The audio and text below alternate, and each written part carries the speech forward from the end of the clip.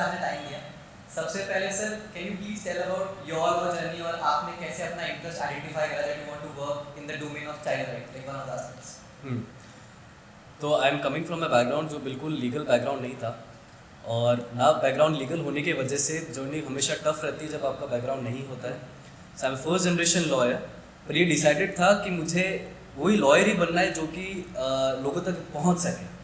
तो जब एक डिफरेंट एस्पेक्ट में मैंने तैयारी करी, डिफरेंट एस्पेक्ट में मैंने लिटिगेशन करा, तो मेजर एस्पेक्ट जो मैंने देखा वो ये था कि भारत में ऐसी कई जनता है जो एक वकील को अफोर्ड नहीं कर पा रही है, और ऐसा नहीं है कि जब वो अफोर्ड नहीं कर पा रही है तो उनके साथ कुछ गुनाह भी नहीं हो रहा है या वो विक्टिम्स नहीं है।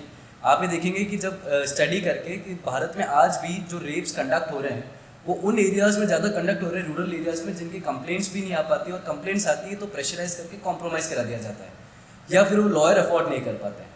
या फिर चाइल्ड लेबर पे आप बात करें, जब चाइल्ड लेबर होता है तो आज भी राजस्थान की टेरिटोरी में बहुत ज़्यादा चाइल्ड लेबर बाहर से यहाँ पे स्मगल हो रहे हैं, जो आसपास की टेरिटोरी से उनमें उनको यहाँ तो पकड़ा नहीं जाता है, या पकड़ा जाता है तो बच्चे हॉस्टाइल हो जाते थे तो एक्विटल हो जाते थे।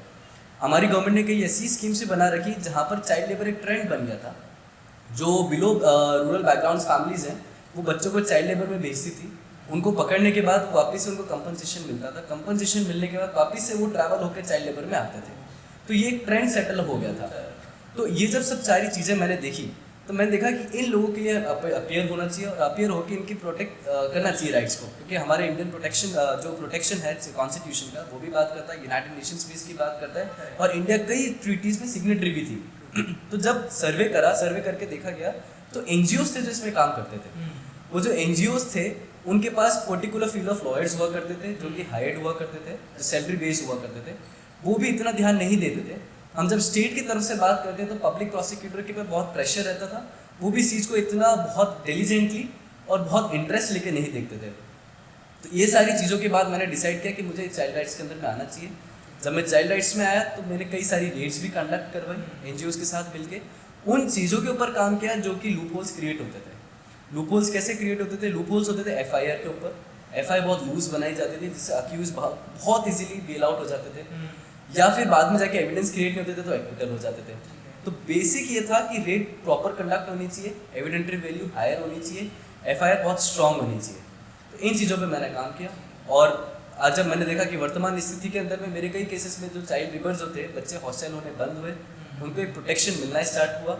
जब वो एक एनजीओ के अंदर जाते थे या ऑब्जर्वेशन होम में उन्हें रखा जाता था तो मैं वहाँ जाके उनसे मिलता था, जिससे उनसे मेरा कनेक्टिविटी क्रिएट हो, कल को कोर्ट के अंदर क्रॉस हो तो वो घबराए नहीं, ठीक है, उनको बयान समझाए जाते थे, बयान अच्छे से वो देते थे, और एक अच्छी पॉजिटिविटी के साथ चाइल्ड राइट को प्रैक्टिस किया गया। Glad to hear sir कि मतलब इस टाइम जब काम करता है and I know you so it really feels good, it gives you positive vibes. Sir, ancillary to this I was going through your CV पहले के टाइम पे and there was interesting things कि आपने corporation में भी internship करी, जैसे आयकर Birla group one of the profound groups in India, आपने मिनिस्ट्री ऑफ एक्सटर्नल अफेयर्स में भी इंटर्नशिप करी।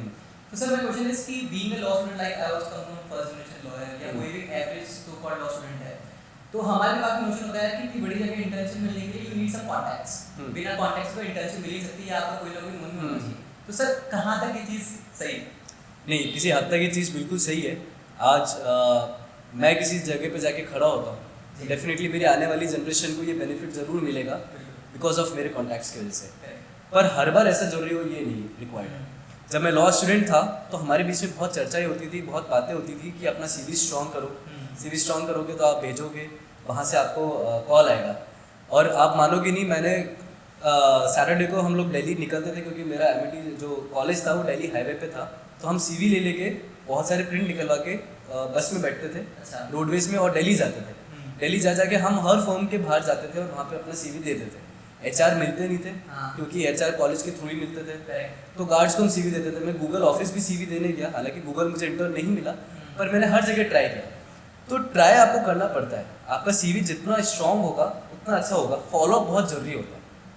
अगर मैंने सीवी भेज दिया और उसके बाद फॉलोअप नहीं किया तो डेफिनेट की बात है कि जो दूसरे कॉलेज से सीवी आए होंगे जिनकी एचआर स्ट्रॉन्ग होगी उनको अपॉर्चुनिटी मिलेगी।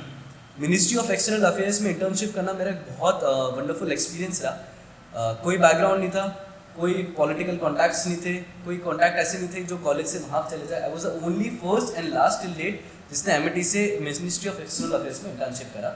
आई got an opportunity to work under then minister Sushma Swaraj और गौरव श्रेष्ठ मेरे एक्सटर्नल अफेयर्स सेक्रेटरी थे। और इंडिया के अंदर जब स्मार्ट सिटी मैपिंग का प्रोजेक्ट आया था, so my duty was to work on the legal aspect of smart cities, कि क्या लीगल एस्पेक्ट हो सकते हैं, तो इंटरनेशनल रिलेशंस पढ़ना, वो सारे करे। हम 2 ही जने सेलेक्ट हुए थे, एक दिल्ली यूनिवर्सिटी से थी और एक मैं था, सारी मैपिंग के बाद में। तो वहाँ पे कोई कांटेक्ट नहीं है, वहाँ पे मेरी एक्सपीरियंस काम आया, वहाँ पे मेरी क्रेडिबिलिटी काउंट हुई। उसके बाद मैंने आदित्य बिरला में काम किया। आदित्य बिरला में मैंने इंटरनेशनल टैक्सेशन पे काम किया। तो जब मैंने इंटरनेशनल टैक्सेशन पे काम किया तो मेरे को टैक्सेशन एस्पेक्ट्स को पढ़ने को मिला, प्रोजेक्ट्स मिला, बनाए मैंने, कई रिपोर्ट्स बनाई। वहाँ पे भी कोई कॉन्टैक्ट के थ्रू नहीं हुआ था। दिस इज़ ऑल बिकॉज जब आपका सीवी कितना स्ट्रॉन्ग है, आपका सीवी आपने फॉलोअप कितना किया है, आप किस तरह से अपने आप को प्रेजेंट करते हैं, आपके इंटरव्यूज़ होते हैं तो आप किस तरह से इंटरव्यूज़ को क्लियर करते हैं। मिनिस्ट्री ऑफ एक्शन अफेयर्स में मैंने 5 इंटरव्यूज़ क्लियर किए। जब 5 इंटरव्यूज़ क्लियर करने के बाद जब 2 सेलेक्ट हुए तो एक मेरे जो आने वाली जनरेशन थी लॉ एस्पेक्ट्स की, उनको एक कॉन्फिडेंस आया कि we can also go through. तो हम इस बात पे रुक के ना अपने आप को कन्फाइन करें कि मेरे कॉन्टैक्ट्स नहीं है। You need to create your own will, you need to create your own path and you need to become a contact for others, right. तो आज मेरे जूनियर्स होंगे, they know that I have pass out from Amity और मैंने internal external Affairs में भी internship करी, तो they will be having my contact. तो rather than searching for the contacts, become a contact for someone, और इस तरह से journey. Sir remind me of my first internship. So पहली मेरी इंटर्नशिप थी and I don't know about cold emailing. LinkedIn पता था नहीं क्या होता है, कुछ पता था नहीं, बस ये लॉ स्कूल में घुस गया था कि इंटर्नशिप करनी है। आई हैव रिटन 32 ईमेल्स, क्योंकि सीवी में कुछ था नहीं at that point of time. दिमाग में आता है कि अच्छा आप सीवी में कुछ है नहीं, कुछ फैंसी सा नहीं डाल रहे हो। तो पहले मैंने तो पता था कुछ काम किया भी नहीं, तो क्या करते हैं। आई रोट अराउंड 32 ईमेल्स, तब मेरे को फर्स्ट इंटर्नशिप मिली। सो द क्रक्स इज की हार्ड वर्क फेज, बिल्कुल, कि आपने सारे एफर्ट्स मारे थे, इंटरव्यूज क्रैक करे without having any kind of liaisoning. तो हार्ड वर्क करना पड़ेगा, hard work, there is no other alternative of hard work. Sir I was also wondering about one thing, कि आपका एक area of interest, like because we have positive of time, तो एक area of interest I would touch कि child labour protection वाला। तो sir एक चीज जानना चाहूंगा कि when a person litigates into children court, child labour court, so proceedings में क्या फर्क आता है with respect to the modus operandi of the courts, and what are the major sections involved in litigation? भाई एक्ट सारे important हमको पता है, बट लिटिगेशन में से कौन से सेक्शंस हैं जो फ्रीक्वेंटली अपीयर होते हैं that a person should be knowing, जो कोई भी लॉ स्टूडेंट अगर इंटर्नशिप करने जा रहा है? Okay, so child rights is still till date एक बहुत स्पेशलाइज इशू हो गया है। ठीक है, जब भी हम चाइल्ड राइट्स को देखते हैं तो हम सोचते हैं कि हम या तो एनजीओ से कनेक्ट हो जाएं, या हम बाहर जाके प्रोफेसर बन जाए, या यूनाइटेड नेशंस के ऑर्गेनाइजेशंस में चले जाएं, या किसी इंटरनेशनल ऑर्गेनाइजेशन का पार्ट बन जाए। But people are unaware of the fact that you can still be a practising lawyer in child rights, because child right के अंदर में कोई ऑफेंस होगा तो लॉयर रिक्वायर्ड होगा। लॉयर रिक्वायर्ड होगा तो जरूरी नहीं सिर्फ एनजीओ ही आए, एक इंडिपेंडेंट लॉयर भी उनकी तरफ से खड़ा हो सकता है। जब आप एक फर्म का कॉन्सेप्ट देखेंगे, फर्म का कॉन्सेप्ट ऐसा होता है कि फर्म्स के अंदर में कॉर्पोरेट लॉयर्स होते हैं, but they are the briefing lawyers, right. Firms engage another lawyer to argue in the court. तो आप एक वो लॉयर बन सकते हैं चाइल्ड राइट्स के अंदर में जो कि आपको एंगेज किया जाए, राइट। तो चाइल्ड राइट्स के अंदर में बहुत सारे ऑफेंसेस, जैसे आप देखेंगे there are several acts of child rights. आप कॉन्स्टिट्यूशन से स्टार्ट करें, the constitution of India speaks of the child rights. आप उनके राइट टू एजुकेशन की बात करें, आप चाइल्ड लेबर एंड प्लेसिंग्स की एक्ट बात करें, आप prevention of child from sexual offences act 2012 की बात करें, आप चाइल्ड प्रोटेक्शन की बात करें, आप इमोरल ट्रैफिकिंग की प्रिवेंशन एक्ट की बात करें, आप prevention of child marriage restaurant act 2006 इसकी बात कर सकते हैं। तो बाल विवाह आज भी हो रहा है, ठीक है, बाल विवाह हो रहा है तो ऑफेंस क्रिएट हो रहा है, तो उसको कौन आर्ग्यू करेगा, राइट। कंप्लेंट कैसे कराई जाएगी, अगर कंप्लेंट होती है, अगर कंप्लेंट पे एक्शन नहीं लिया तो उसको कोर्ट के अंदर कैसे लाया जाए? इस सब के लिए एक स्पेशलाइज्ड लॉयर होना जरूरी है, मेरा ये मानना है। दूसरा मेरा ये मानना है कि पब्लिक प्रोसिक्यूटर जो स्टेट की तरफ से आ रहे हैं, they are still not aware of the child rights act, right. So I still believe that the certain people should be provided an education and the awareness of the child, उनकी proper training होनी चाहिए। क्योंकि आप जब child laws देखेंगे तो child laws के अंदर में आप देखेंगे पॉक्सो हो गया, जुवेनाइल जस्टिस एक्ट हो गया, इसके अंदर लिखा है कि कोर्ट का एनवायरनमेंट चाइल्ड फ्रेंडली एनवायरनमेंट होना चाहिए। पर आप जब कोर्ट में जाएंगे तो आज आप देखेंगे कि बच्चा आज भी उस कटघरे में खड़ा हो रहा है और 1-2 घंटे तक खड़ा हो रहा है, उससे जो क्रॉस एग्जामिन हो रही है वो उसी तरह से करी जा रही है जो आए दिन मुल्जिमानों से करी जाती है या किसी विटनेस से करी जाती है बॉक्स के अंदर में। वो बच्चा समझ नहीं पाता, उसको इतना लीगली प्रेशराइज कर दिया जाता है कि वो हॉस्टाइल हो जाता है, वो टॉर्चर्ड हो जाता है। वो इतने गरीब बैकग्राउंड से आता है कि जो अक्यूज होता है वो उनकी फैमिली को कुछ रुपए देके उनको हॉस्टाइल करा देता है। तो वो सब चीज़ें कौन देखेगा? तो या तो ऑफेंस होता रहे, और ऑफेंस हो रहा है तो उनको कोई पनिशमेंट मिले नहीं, या तो we become a mute spectator, right. So since very beginning I was aware of the fact of the legal loopholes which is coming in the child rights. तो हॉस्टिलिटी पे मैंने ध्यान दिया। तो एक लॉयर होने की तरह या अधिवक्ता होने के नाते आप ऐसे वकील बन सकते हैं जिसने चाइल्ड राइट्स के ऊपर स्पेशलाइज कर रखा हो। जब आपने स्पेशलाइजेशन किया रखा तो जरूरी नहीं कि आप एनजीओ से जुड़े, आप एक प्रैक्टिस कर सकते हैं, ठीक है, let NGO to come towards you और वो आपको एंगेज करें। आपके फोकस होना चाहिए कि चाइल्ड लेबर हुआ है तो चाइल्ड लेबर पे कौन कौन से ऑफेंसेस लग रहे हैं वो उस एफआईआर के अंदर में आने चाहिए। FIR should be strict, right, and stringent like a straight jacket. Now we have a law which says that FIR is not an encyclopedia, but FIR is one major factor which starts the case. Right, तो आपकी FIR strong होनी चाहिए। एक lawyer होने के नाते आप ये देखें कि मेरी एफआईआर कितनी स्ट्रॉन्ग, क्या सारे अक्यूज का उसमें नाम आ रहा है नहीं आ रहा, किससे क्या स्टेटमेंट्स होने, बच्चे क्या दे रहे हैं, बच्चे रिकवरी के समय किस तरह से मिले गए, क्या रिकवरी उसमें एफआईआर में लिखी गई। You need as a lawyer you need to focus on every aspect which comes under the law, जिससे वो एफआईआर में आ जाए और नॉन वेलेबल ऑफेंसेस क्रिएट हो। जब नॉन वेलेबल ऑफेंस क्रिएट होंगे तो उनको बेल आउट होना मुश्किल होगा। अगर आप अच्छे वकील नहीं हैं और एनजीओ के भरोसे रहते हैं या किसी और के भरोसे रहते हैं तो वो एक्यूज इजीली बेल आउट हो जाएंगे।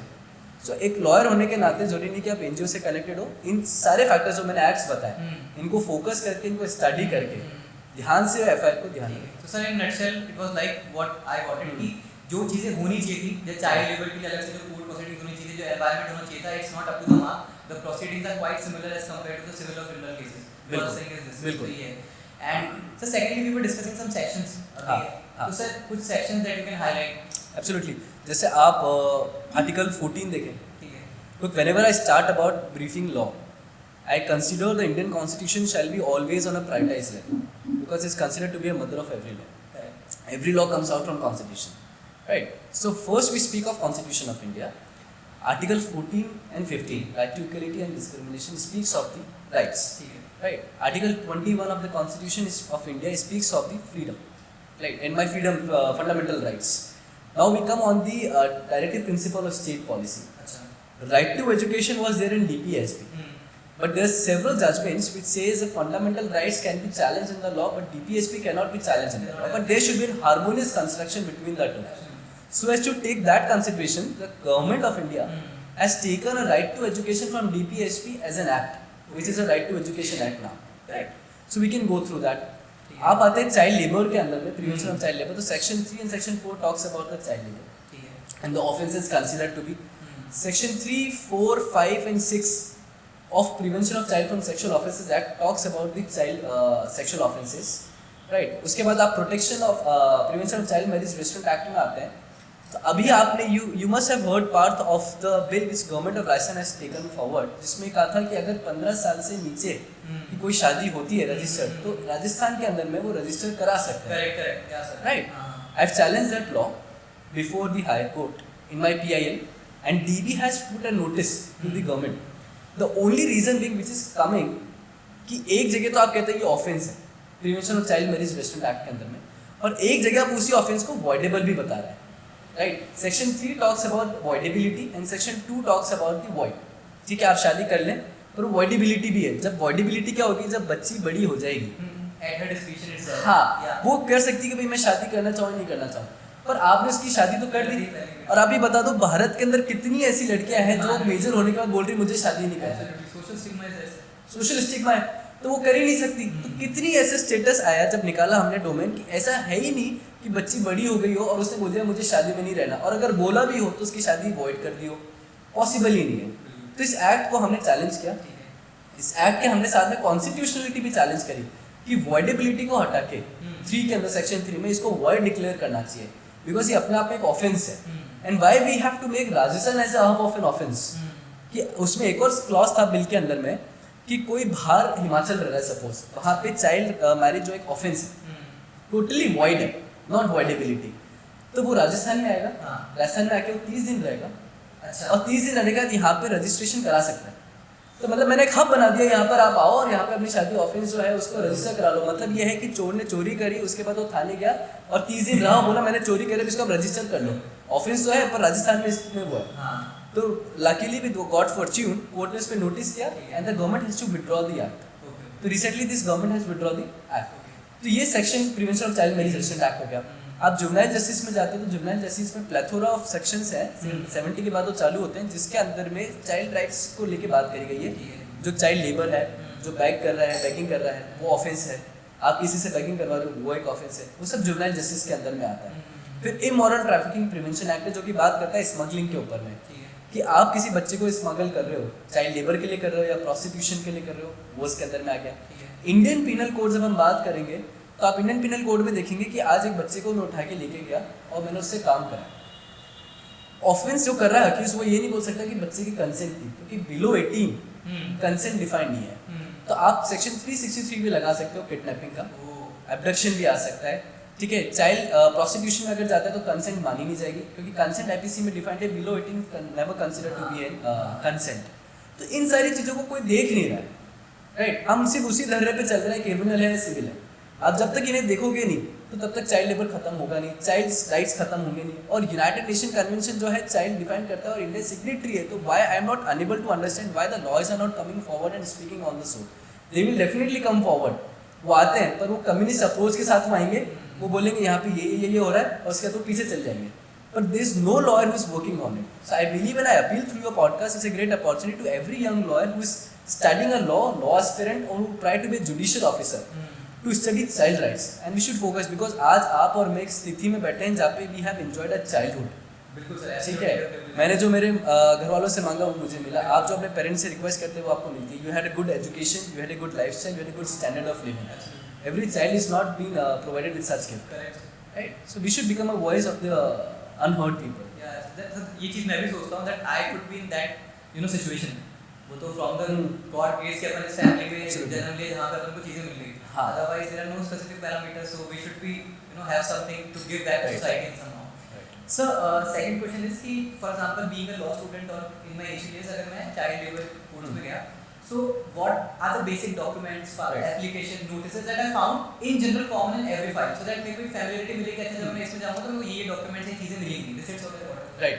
देखो सबसे पहले स्टार्ट करना चाहिए कि जब रेड कंडक्ट हुई, so the major issue which comes in the law, the first point कि जब भी कोई इन्फॉर्मेंट होता है, ठीक है, वो इन्फॉर्म करता है ना, इन्फॉर्म करता है पुलिस को, तो 100 नंबर पे डायल करेगा या किसी एनजीओ को वो कॉल करेगा, ऐसे हो रहा है। अगर 100 नंबर पे डायल करता है तो police anti human trafficking unit के साथ जाके वहाँ रेड कंडक्ट करेगी।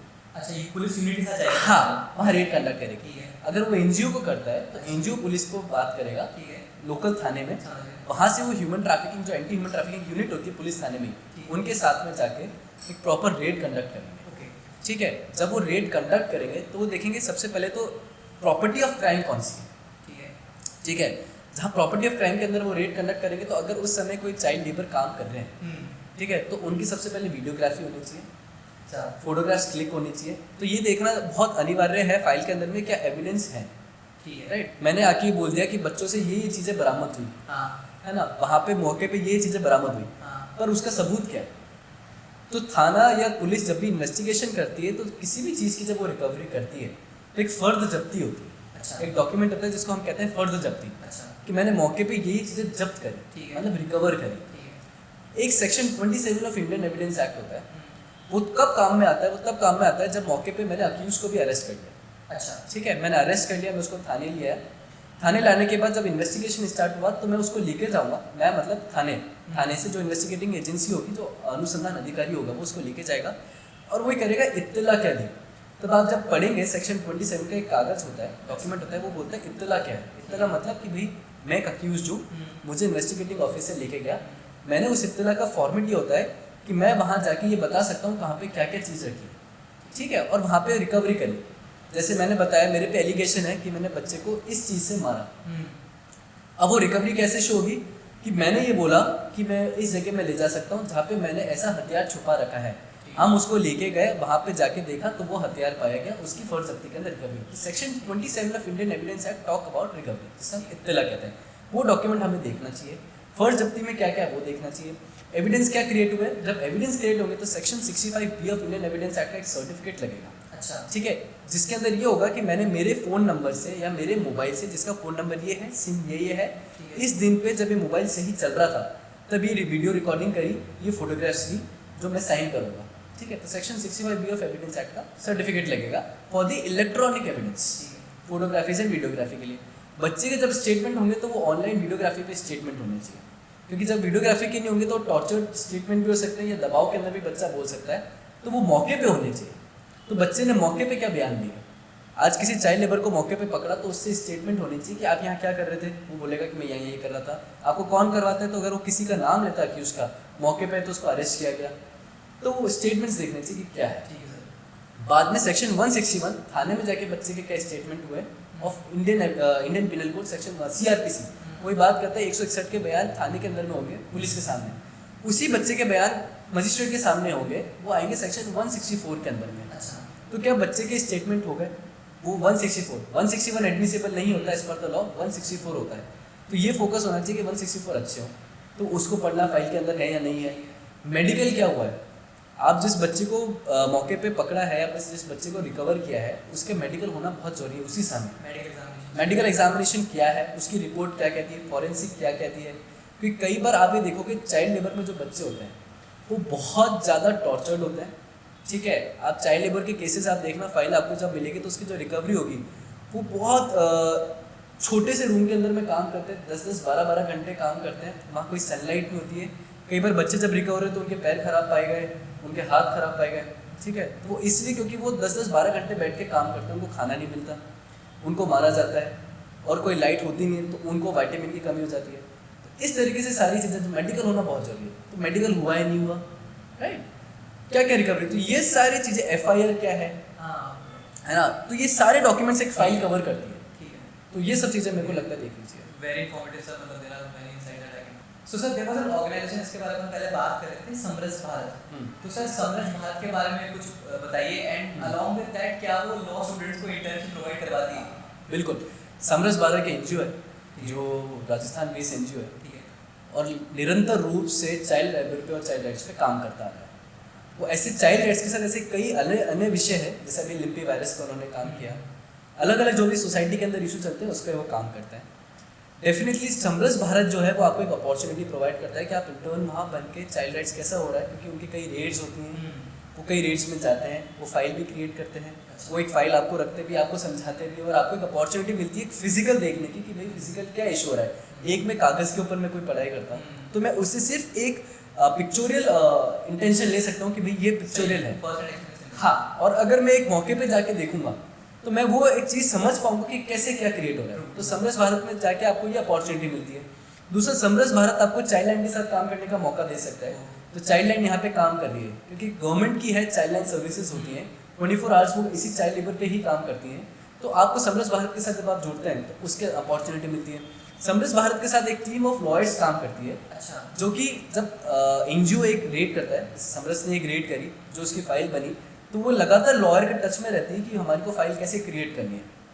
तो वो आपको लॉयर के साथ कनेक्ट कर सकती है। जब आप लॉयर के साथ कनेक्ट कर सकते हो तो आप कोर्ट का एनवायरनमेंट देख सकते हो। समरस भारत आपको कोर्ट विजिट भी कराते हैं, ठीक है। चाइल्ड राइट्स कोर्ट्स होते हैं, चाइल्ड कोर्ट्स जो होते हैं, चिल्ड्रन कोर्ट्स, उनके अंदर आपकी विजिट कराएंगे तो आप यू कैन अंडरस्टैंड कि भाई चाइल्ड लेबर बच्चा आ रहा है तो वो कैसे आ रहा है, और साथ में आपको चाइल्ड लेबर के साथ बात करने का मौका मिल सकता है, राइट। तो this is a good opportunity for law aspirants and for law student. If they are interested in child rights they can connect themselves with Samras Bharat, right. तो वहाँ पे वो बात कर सकते हैं, उनके साथ कनेक्ट हो सकते हैं। ठीक है, ठीक है। Whatever the details are, we'll Absolutely, provide absolutely. on this podcast Right. वहाँ पे, ठीक है। Sir, concluding this podcast, what are the final tips from your end that you would like to share with budding advocates, especially those who are first generation lawyers like me? देखो, the final tip, इस journey is very tough, ठीक है। बहुत tough journey है, but end of the day the sun will definitely shine for us, right. One need to start. 100 कदम चलने के लिए एक कदम लेना बहुत ज़रूरी है ना। तो आज आपके सपने हैं, जो आपके आने वाली जनरेशन होगी उनकी डिमांड होगी। मैं डिमांड नहीं कर सकता था, मैं सपना देख सकता था एक फर्स्ट जनरेशन कि मुझे एक लॉयर बनना है, पर मेरी आने वाली जनरेशन एक डिमांड कर सकती है कि मुझे प्रैक्टिस करनी है या मुझे नहीं करनी है, तो इसको वो एनवायरमेंट मिल गया। Don't restrict yourself to the mediocre standard कि मैं नौकरी करूँगा तो ही मैं सक्सेसफुल हो पाऊँगा, ऐसा नहीं है। आपने थॉट देखा है, सपना देखा है, उस पर काम करो, आगे बढ़ो। यार कहीं पे भी आपने जब लॉ पढ़ा था या लॉ करा था तो कहीं नहीं लिखा था कि आप सेकंड जनरेशन लॉयर हो तभी आप आगे बढ़ सकते हो। हमने लॉ जब भी पढ़ते तो एक चीज़ लिखी होती है, you need to be citizen of India. तो आप भारत के एक संवैधानिक नागरिक हैं, वो ही एक रिक्वायरमेंट है। सेकंड जनरेशन, थर्ड जनरेशन होना रिक्वायर्ड नहीं है। Keep working hard, keep looking dreams and keep focus what you want, because आप आज एक आवाज़ बन सकते हो आने वाली जनरेशन के लिए, उस पर बनो। एंड डेफिनेटली बहुत टफ जर्नी है, कई बार गिरोगे कई बार उठोगे, पर चलते रहना, फॉल फॉरवर्ड विच आई से, never fall backward, never restrict yourself, keep falling forward, one day you'll reach your destination and will stand for it. Sir overall experience podcast का कैसा रहा? बहुत बहुत अच्छा एक्सपीरियंस रहा, और मेरा ये मानना है कि ये जो पॉडकास्ट का नेचर है बहुत अच्छा है, क्योंकि ऐसे कई पॉडकास्ट हम देखते हैं यूट्यूब वगैरह के ऊपर जो कि उन्हीं लोगों के ऊपर पॉडकास्ट कर रहे हैं जो कि already have achieve something, right, और जिससे मेरा कोई लेना देना नहीं है, उसमें टाइम वेस्ट होगा, पर वो इतने ज़्यादा रिक्वायर्ड होते हैं कि मैं आराम से देखूंगा. If I am listening to Guru Gopal दास प्रभु, ठीक है, तो मैं वो यूट्यूब पे भी जाके सुन सकता हूँ. But if I have no interest in becoming a saint, if I am a budding lawyer, तो मैं वैसा पॉडकास्ट ही नहीं मेरे पास कोई जो पॉडकास्ट ऐसा देख सकता है. तो this podcast is a great journey, it's a great start कि आप उन लोगों का पॉडकास्ट कर रहे हो जो कि still working hard for their dreams, ठीक है, you giving a line and length to the law aspirants who are coming first generation lawyer, so they can have a confidence, and I think one day they will sit here as a podcast speaker with you, so there will be a great achievement for them. Thank you sir, thank you for those words, it really matters a lot. Thank you so much. Chalo bro, cut.